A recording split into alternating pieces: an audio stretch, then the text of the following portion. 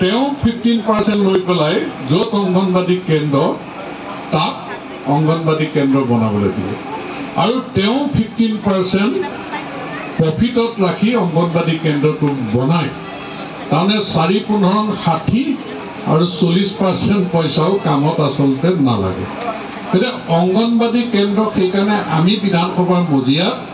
যেতিয়া গৌতম ৰয় মন্ত্ৰী আছিল আৰু অকণ বৰা মন্ত্ৰী আছিল আমি চিঞৰি কৈছিলোঁ যে পাৰসজাতকে একো উন্নত নহয় বুলি আৰু সেই অংগনবাদী কেন্দ্ৰ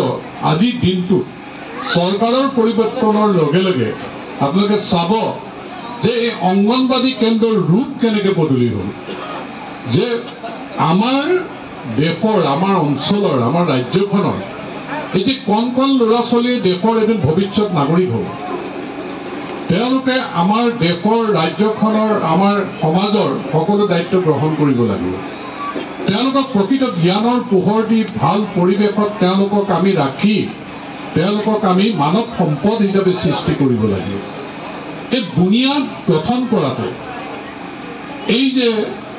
প্ৰাইমাৰী স্কুলত যোৱাৰ আগতেই এই ধুনীয়া ঘৰটো 25 লাখ টকীয়া ঘৰৰ চিন্তা কোনে কৰিলে এই চিন্তা প্ৰধানমন্ত্ৰী নৰেন্দ্ৰ মোদী ডাঙৰীয়া এই চিন্তা মুখ্যমন্ত্ৰী ডক্টৰ হিমন্ত বিশ্ব শৰ্মা ডাঙৰীয়া যে আমাৰ কেন্দ্ৰীয় চৰকাৰ ৰাজ্য চৰকাৰ দুইখনে এনেধৰণে আঁচনি গ্ৰহণ কৰিছে যে ইয়াৰ সুদূৰ প্ৰসাৰী প্ৰভাৱ আমাৰ অঞ্চলত ৰাজ্যত দেশত পৰিব যে মানৱ সম্পদ হিচাপে সৃষ্টি হ'ব আৰু এই ঘৰ নিৰ্মাণ কৰাৰ ক্ষেত্ৰত কোনো কন্ট্ৰেক্টৰ টেণ্ডাৰ কল কৰি কন্ট্ৰেক্টৰৰ হাতত দিয়া নাই এই ঘৰ নিৰ্মাণ কৰিবৰ কাৰণে স্থানীয়ভাৱে